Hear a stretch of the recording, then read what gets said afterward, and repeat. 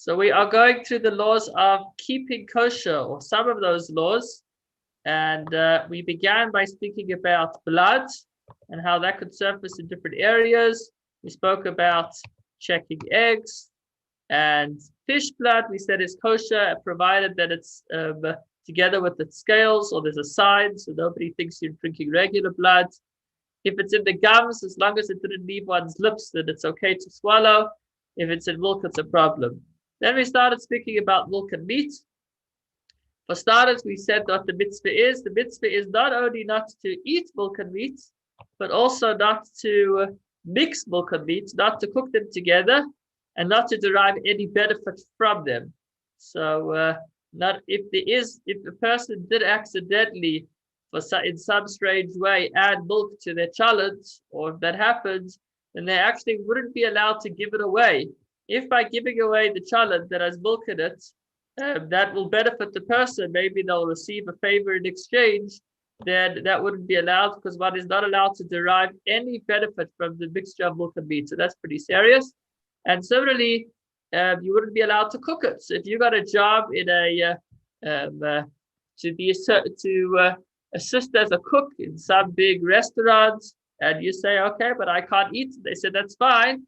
You just need to assist with this and that. I mean, I wouldn't recommend it, because things might look a little too good and then you might get into trouble.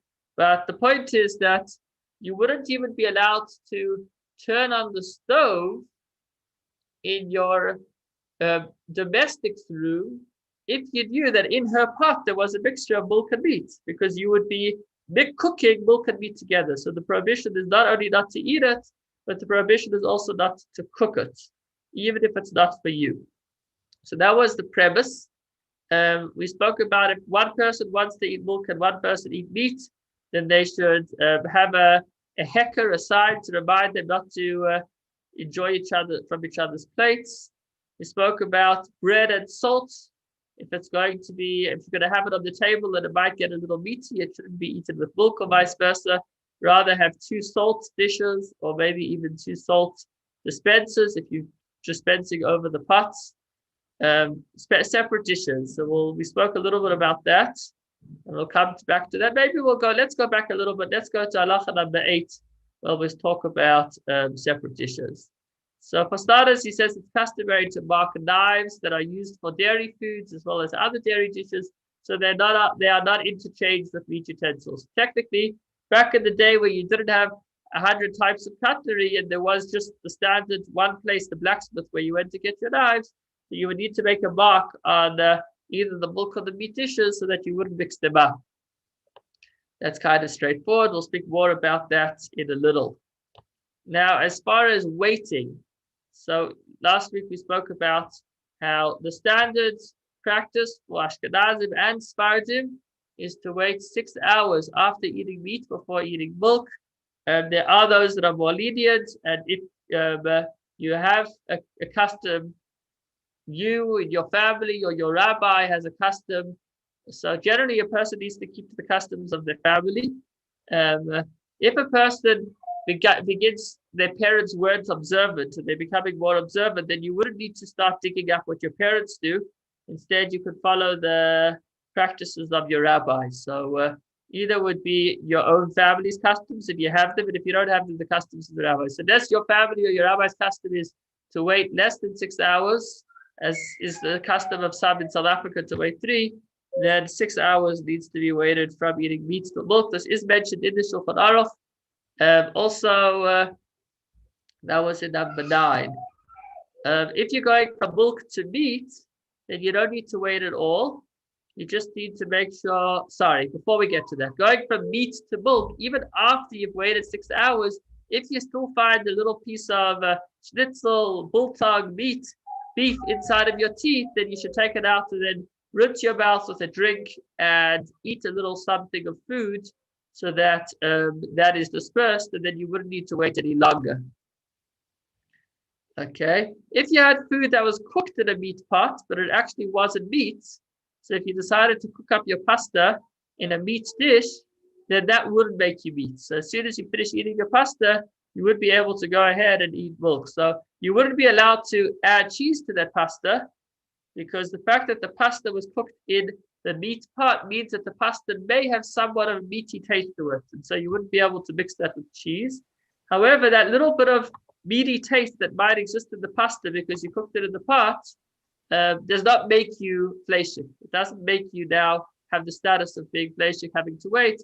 Immediately after you had the pasta, as long as the pot was clean, then, or at least mostly clean, then you would be able to go ahead and eat a milk chocolate or a tea sandwich. Now, that was And all if for it's me. cooked in glass? Sorry? If it's cooked in glassware? There's a little bit of a misconception about glass, to the best of my knowledge. I'm going to share my understanding based on my research. My understanding is like this. It used to be that glass, if one applied heat to it, it would break.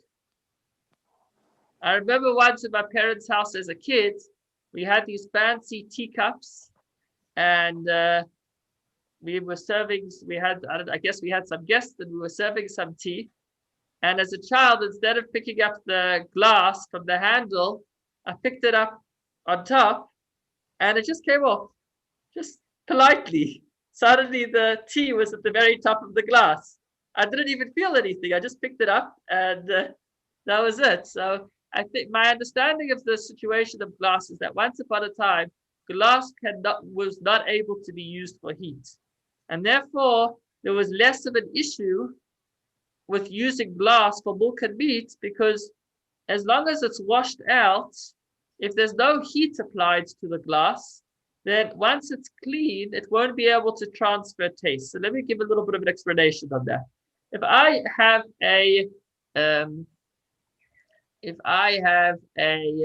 take a pot, and in that pot, I cook some beef, and then I wash it out. I wash out the pot. I put it in the dishwasher, whatever it is. I clean it out. It's completely clean. And then in that very same pot, I were to cook some pasta. So the Gemara says that once the pot had been used to cook beef, then the taste of the beef, through the power of heat, gets absorbed into the pot. And when I go ahead and I cook the pasta, then through the power of heat, that very beefy taste can now be transferred to the pasta. And therefore, pasta that was cooked in a meat pot would not be allowed to be mixed with cheese. Okay. Now, if there's no heat involved, then as long as the dish is clean, then there's no way that the taste would transfer. Meaning, if I had a chicken salad, cold chicken salad, and I put that chicken salad into a bowl, into a plate, I ate my chicken salad, then in theory, I would be able to wash out that same plate, and then on that very same plate, put steaming hot cheese lasagna. Why? Since there was no heat applied to the plate when it had the chicken salad, so therefore the taste of chicken was never able to be absorbed into the plate. And so therefore, even when I have heat afterwards in my cheese lasagna, the cheese lasagna will extract any taste that exists in the walls, but no taste exists in the walls because there was no heat to infuse the walls with taste. So that said, in theory, if a person was to use dishes without applying heat to them, then you would be able to use the same dish for milk and meat. However, as we'll learn soon, it's not only heat that can transfer taste. A sharp food, if it's very spicy, that also has the ability to inject taste into the dish and to transfer taste to another food, as well as pickling or soaking. If something sits in a dish for 24 hours after something sits in a dish, then the dish itself will begin to absorb that taste, even though it was all cold. Bottom line is like this. If you're at a hotel and you've brought your own kosher food with, or you're at whatever it is, you're renting a place, you're in a room and they have over there plates. So you are allowed to use their plates with your kosher food, provided that it's all cold, since it's temporary, since it's just once off, since it's all cold and it's not sharp, So there's no way that any pork taste that might be in the walls of that plate will get into your food because it's all cold. But in your own house, you're not allowed to do that. Why? Meaning if you see a nice second-hand set of dishes and you want to buy it for your house, you wouldn't be allowed to. Why? Because once it's in your house, then you're going to forget. That's what the Shulchan Aruch says. One day you'll use it for cold, and the next day you'll by mistake put something hot onto it, and it may have previously been used for heat, and then you have problems. So this was just, I guess, a quick explanation of how taste transfers via clean dishes. The dish can be clean, but if there was something hot or sharp or soaking in it for 24 hours, even though the dish is clean, it still has tastes within its walls, which very much comes into the picture when you talk about caskets in the way they make wines and beers. Although it's washed out thoroughly, still what's within the barrel is able to give taste. So after that long introduction, my understanding is that glass used to only be able to handle cold. Since it was only able to handle cold, therefore a person would be able to use the same glass for milk and meat, because there was no way that the taste would be absorbed into the glass, because people wouldn't put heat in it because it would break. But nowadays that glasses can contain heat, and you have Pyrex that goes into the oven.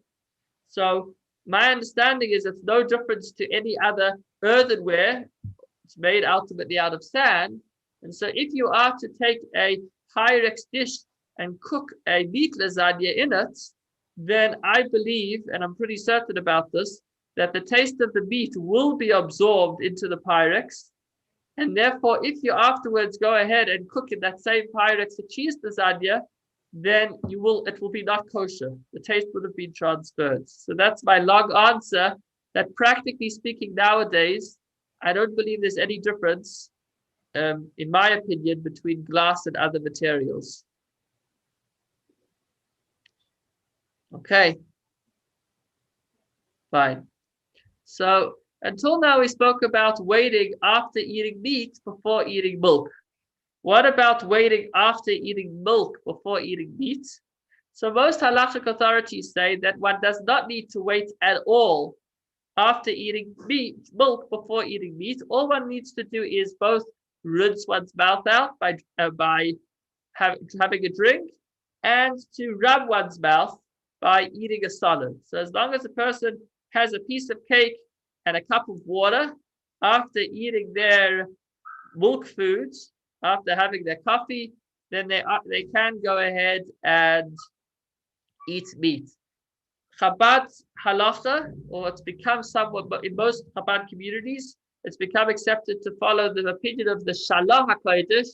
The Shalah was of the opinion that one should wait an hour after eating milk before eating meat, but that is pretty much an added stringency that was accepted upon the Chabad community. Otherwise, there isn't such a requirement unless you've accepted that opinion. Okay, we said you don't need to wait at all, but as I mentioned, you should rinse and rub your mouth in between. One exception is cheese. If it's hard cheese that has aged for 6 months or more, then that cheese actually has, it's very hard and it's got a very strong taste, which may linger in the mouth. The pieces of cheese may linger in the mouth more for quite some time, and the taste may linger in the mouth for quite some time. Therefore, one is obligated to wait after eating hard Swiss cheese the full amount of time, a full 6 hours before eating meat. So that was all about the weight. Now let's go back to the dishes and things that relate to that. So before we get to the dishes, we'll talk about the table. If after eating cheese you want to eat meat, so first, as we said, you can first have cheese and then you can have meat, as long as it's not in the same meal. As long as it's in 2 separate meals, it's fine, even if it's 2 minutes apart. However, the table that was used to eat the cheese needs to be wiped down, because otherwise you might end up having, God forbid, some crumbs of some shredded cheese in your meat sandwich. So make sure to properly clean the table, wipe it down, or to change the tablecloth after having cheese before eating meat. So practically speaking, in the classic kosher home, usually, well, speak in our home, we use placemats during the week as opposed to tablecloths, and we have milk placemats and meat placemats. That way we don't need to, in theory, if they're washed in between, it's fine. You don't need to have two different ones. But I guess just in case they weren't washed, in case the placemat maybe looked clean, but it still had some shredded cheese on it. So we have separate milk placemats and meat placemats. And theory, you can have the same thing with tablecloths, but really it doesn't. You don't have to have separate. It's not like dishes, because you don't eat with heat off the tablecloth or the mat. You eat off the plate. But it should be clean. I mean, I guess if you're going to be putting hot pots, if you're going to take a pot off the stove and put it onto your table, if your table can handle heat, so since there's heat involved, so then it would be good to have a milk or meat tablecloth or dish that you put that pot onto, so that the very same spot of the table is not, through the power of heat, going to be absorbing milk and then maybe injecting that same taste back into a meat pot that you put on there a few minutes later. In all these scenarios, if it happened, then there's a good possibility that actually something got in the way and the taste wasn't transferred, so you would ask a rabbi. But at the outset, we try to set up the home in a way that that it's as spiritually hygienic as possible. So I guess just like physical hygienes, even if people do end up sharing dishes or not washing out dishes, there's a good likelihood that they won't get sick. But you know what, that's a small possibility. And so therefore you take precautions. And spiritually speaking as well, although there's a fair possibility if a person does mix things up a little bit, that everything will still be kosher, there's a possibility that it won't. And you don't want to take kosher chances. The way you set up your kitchen at the outset is to try to keep everything separate.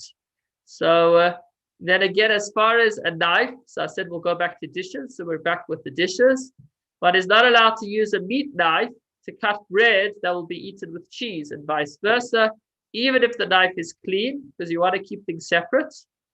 However, if it's in extenuating circumstances, you only have one knife and you're traveling, then you would be allowed to use a clean meat knife to cut bread that will be used with cheese.